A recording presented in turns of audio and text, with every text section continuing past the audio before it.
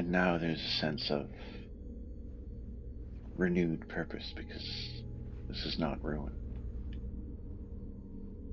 This is functional and important. You can tell it's important. There's knowledge here.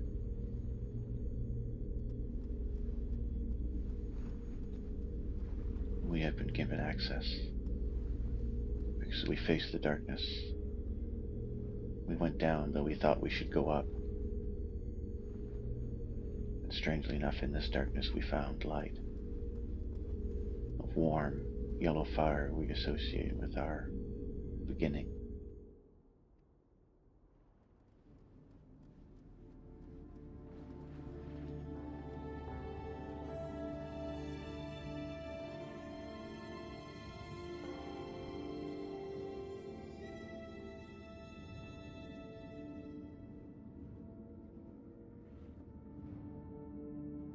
What have we here?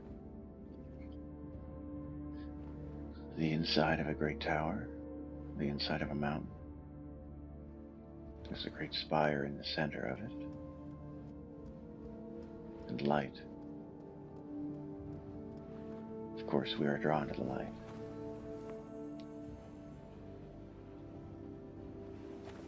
Though there is certainly no harm in exploring a little bit. And with a friend, you can get up here. But it's important that one remembers their purpose, which by now has probably been figured out by most. That purpose is to remember, to recollect and collect all the pieces of your past.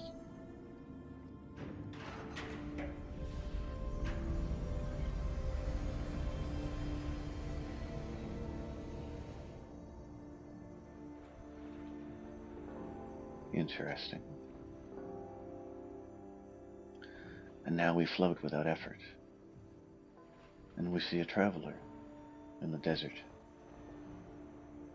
seeing the graves of his ancestors. And we realize that it is us, that this is our story. And in my first story, I was alone there as well. But this made me smile. I could fly. For a time, anyway. But there was life in here. Little carpet creatures. Magic face towels. Whatever you want to call them. And what else? Doorways.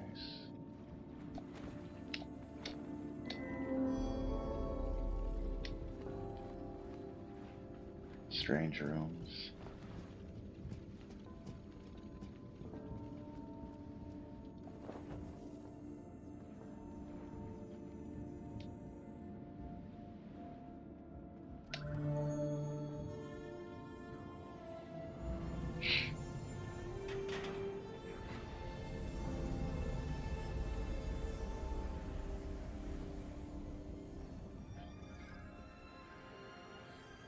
And the energy rises higher, and we see ourselves standing before the ruined tower, and the carpet dolphins that we freed, and our scarf is longer. And at this point in my first playthrough, there was two beings standing there because I had traveled that portion with someone, and they were here with me, and we looked at each other and both chirped, like, wow, that's us. And that's when we made the connection that the story was about us now. Not just the past. This was now.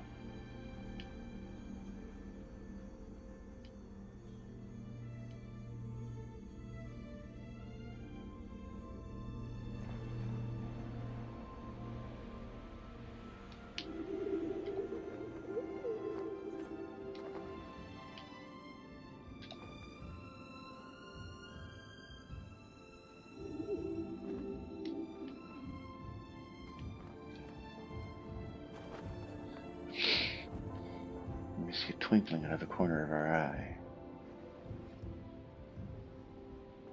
draws us to explore.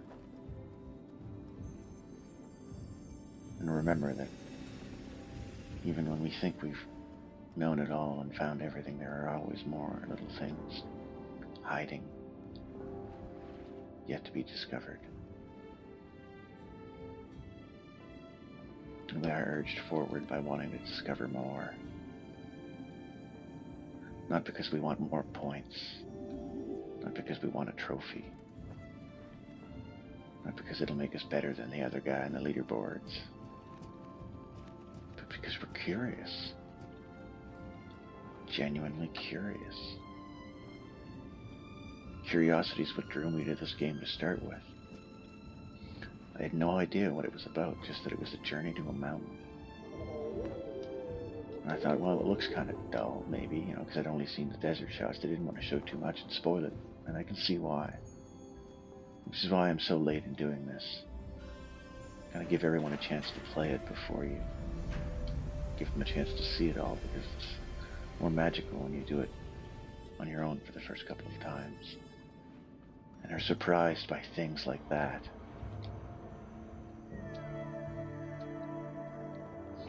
And it answers you when you sing, and it's huge.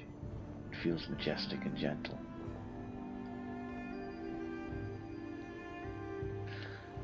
And ordinarily I would recommend Ride It. And spoiler alert, by the way. But if you go where it came out of, you'll notice this, which seems to be a very special memory for some reason. Why would they keep it in such a nice room otherwise? What is it?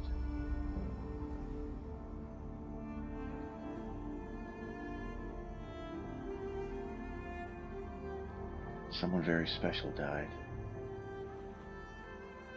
No. When people died, they used their energy to power what was left of their civilization. No. When people died, they stored their memories. Here.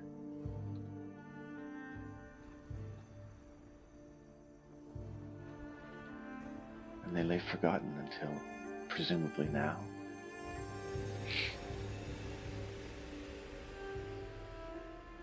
Till someone came and remembered and awoke,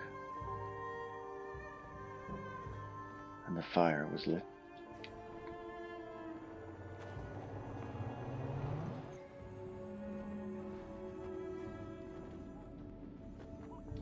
I think here too it's very metaphorical with the chakras and Kundalini energy, and the raising of energy from the base of the spine up through the being and out of the crown of the head.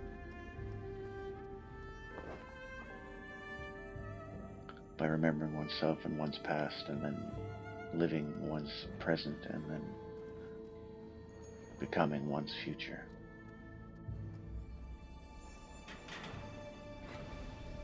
And there are the bridges that I crossed after releasing the carpet beams.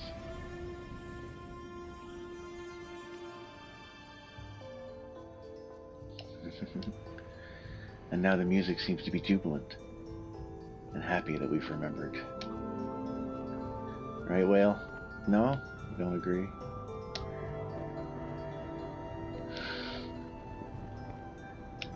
Alright, well, we gotta go up. Just hold the jump button and just keep going up. And my friend and I, in my first playthrough, we stopped in here for a while and played around and explored. Because we knew, oh, well, cool, we can't get exhausted. We'll always have energy because it's just a glowing sea of it here.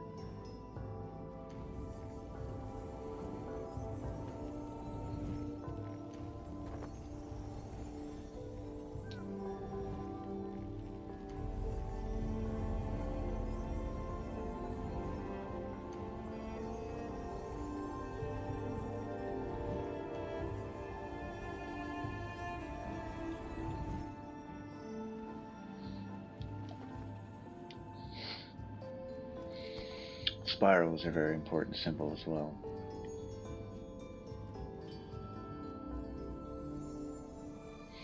And then we slid down into the city and found the ruins.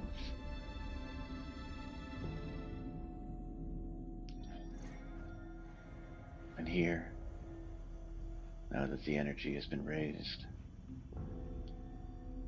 now that the tower of the past and the history of and the memories of all the previous lives that came before has been remembered, now that all the cherished places of the soul have been visited and illuminated, the power and the knowledge and the memories of older hours to carry forward into the next stage of our adventure.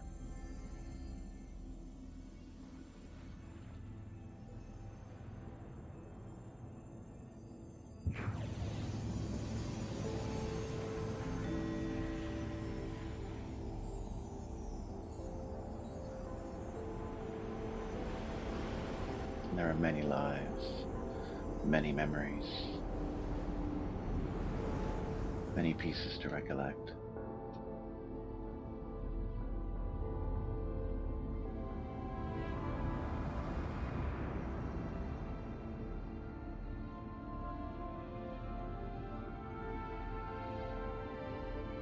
A being is born, journeys through the ruins of their past, learning along the way how to free the bits of life that are trapped there, learning where to find the joy and the light in the darkest regions, and to realize that the worst monsters are forgetting who you are and where you came from and where your strength lies, and not awakening the energy within you to face the ultimate journey, to face whatever lies at the top of the mountain.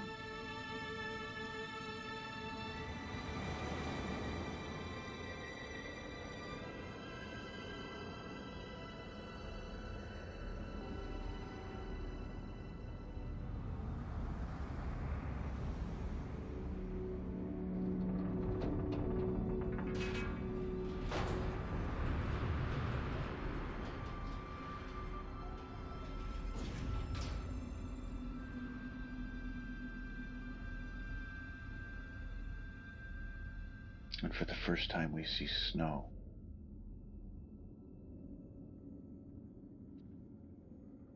And we wonder if it's ominous or magical. Perhaps it's a bit of both. We are close now. Very close. Well, much as we'd love to linger here where it's safe, warm, and we can gaze at our memories, cherish the adventure we've had so far. You almost feel like you'd stay here forever, but at some point,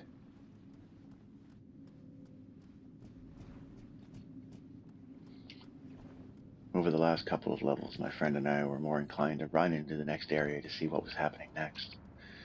Here, somehow, running didn't seem appropriate, and we just walked.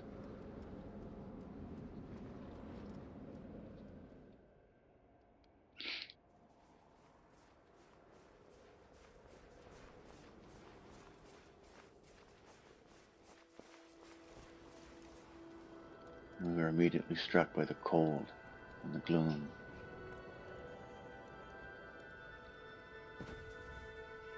And the sad cruelty of death.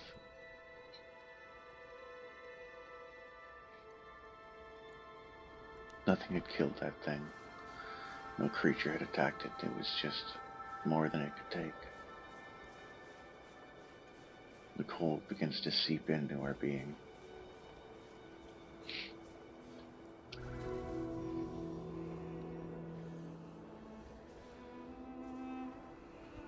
We can warm up a little sometimes if we stay close to someone we're with when we're walking through here, a little glow of warmth that happens to come from the chest area of the characters. You can keep each other warm, which allows you to fly a little bit, though everything's sluggish. It's hard to move. And we're not alone.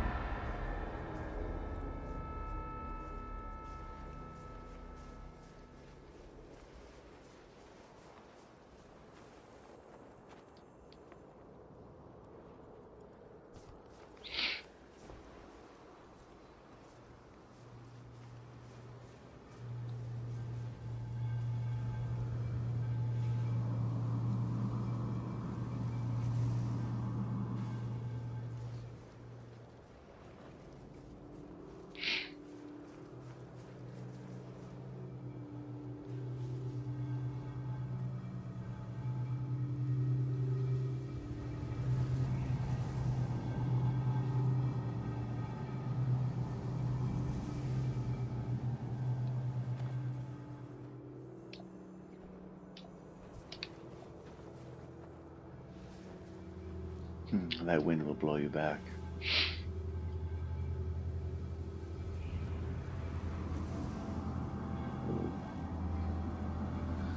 And I don't know if there's a message in this or not. If there is, it might be a little too deep for me, even for me.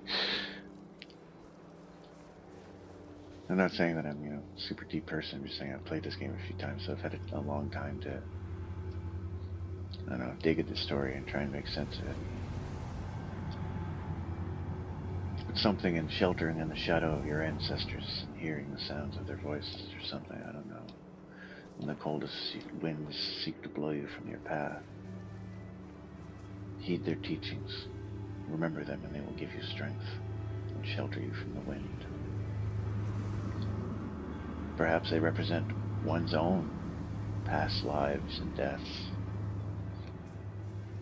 And know that whatever happened in those lives, you survived and you are here now. If you remember the living and the passing of those lives, you will have shelter from any storm and can brave any wind.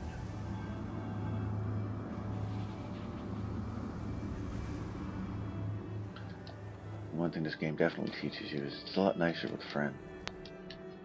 To have someone to walk with. Someone who wants to go at the same pace as you. In that respect, I was very lucky the first time I played this, as I met someone who was interested, or naturally went, at the same pace that I did. And at this point in time in the game, I was committed to that other person completely. I was no way in hell I was leaving them behind, or abandoning them, or letting them get lost, or... because we had made it this far together, me and this other same person, as far as I knew. Again, I had no way of telling. And we could sense that it was getting serious now. Things were cold. We were freezing up. This was very close to the end. Part of the reason we walked slowly was because we were apprehensive about what was to come, but what dangers might lie ahead. Part of the reason we walked slowly is we knew that the end of the journey lied ahead. And we didn't want to stop journeying together. We two complete strangers who had never met before, who had never spoken, and who never would speak, had somehow bonded with each other in this wordless journey towards an unknown goal. And bond in friendship. And because of the anthropomorphic nature of the character, it's sexless, it's kind of genderless, it's speciesless, non-special. I don't know if that's even a word. To me, the person I was with was a female character. Subconsciously, that's just where the kind of what my subconscious overlaid on that person as the character they were playing. So I was glad of their presence, and I felt warmed by it, and I felt protective of them, and I felt like I was not doing this alone. And it was cool, you know, to form that sort of bond with someone. In a much more deep way in this game than I have in many games. And yet also be so very limited in the manner in which you can interact. And it's wonderful that in this game and in this world and the way they handled that, and it's part of the reason that I consider it true art, is that it allows people that are completely different people, perhaps, speak completely different languages, come from completely different cultures and countries, spiritual beliefs perhaps, to come in here and build a bond and forge a friendship and work together towards the end of this to see what happens. For no other reason than curiosity, and it feels good to do so with a partner, or not alone. At the very least, it's easier. And the ability of two people to form that sort of a bond wordlessly transcends any cultural divides, transcends any blocks of language or communication. And it teaches everyone who plays it that, you know, it reminds them that the person you're exploring this with, that you're going through this with, is also experiencing this and is continuing with you because they want to see it to its end as well, for whatever reason. And that is the bond, that is the commonality around which the bond is formed. And here you can sing to each other and warm each other up and move faster, so you can stay out of sight of those crazy things. Ooh, I think he's coming back. It's hard to tell. Oh, there's the wind too.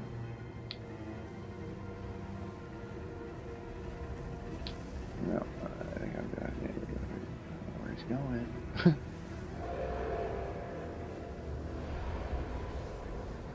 Come on, get in there.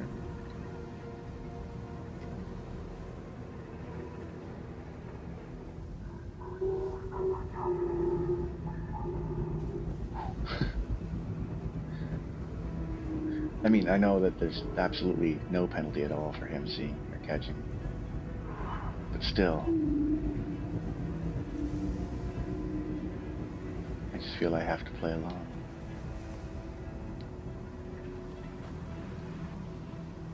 And at this point, you're feeling for your friend if you've got one by now, and worried about them, trying to decide when to go.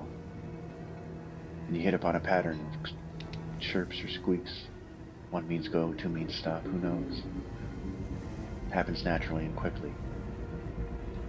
And before you know it, you're moving like a SWAT team through a dangerous neighborhood.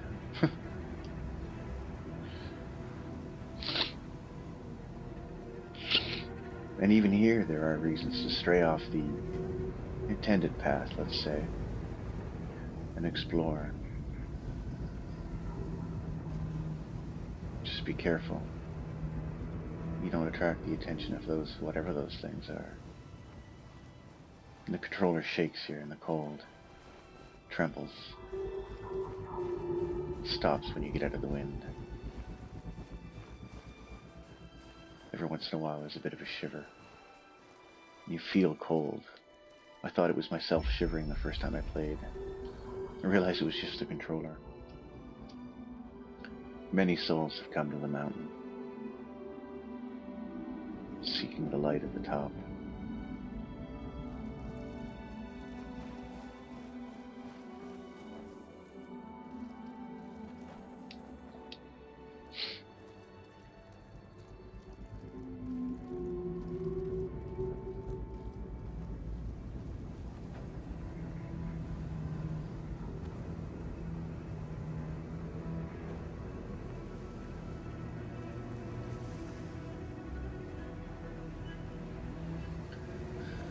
The music is almost always perfectly placed. Adds a perfect amount of tension, mystery. Sounds those things make are haunting. And what's weird is in my city, some of the buses have regenerative braking because they're hybrid electric. And it's basically an electric generator that captures the energy back from the wheels by, using the energy of the wheels slowing down to Anyway, I'm not in the mood for explaining all the science behind it. They use magnets and electric motors basically to recapture the momentum of the bus when I try and slow it down and charge the batteries. But it makes almost the same sound as those things when they're coming to a stop on my places. Shoo, shoo, shoo, shoo. It's creepy. I hear it in my sleep sometimes. It reminds me of those things. Always makes me feel cold. Ooh. But that's the effect that those things have. They almost don't seem frightening, just mindless, sad. Always hungry, always cold.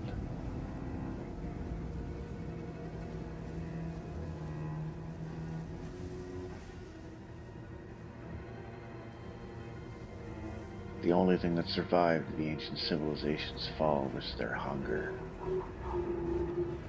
Their hunger for the power contained in knowledge.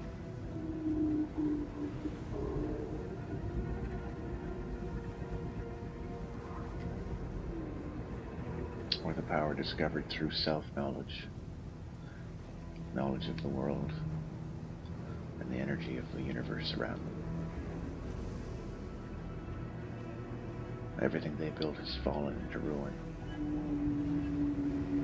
except the things they used to destroy in their seeking of that power.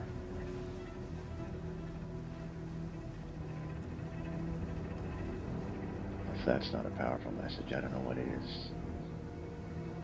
Said without a word. Doesn't need to be said in any particular language. If you have a moment to stop and think about these moments in the game, and the things that it's showing you, and the atmospheres and the sounds and the tones and the feelings that it gives you. It's like the story happens inside of yourself.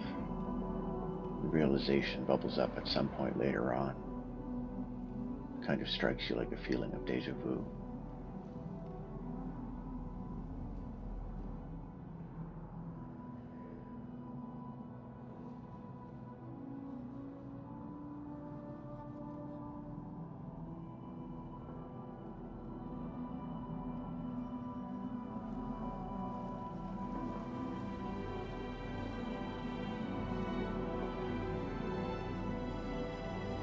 And you can see that this too was once a magnificent place.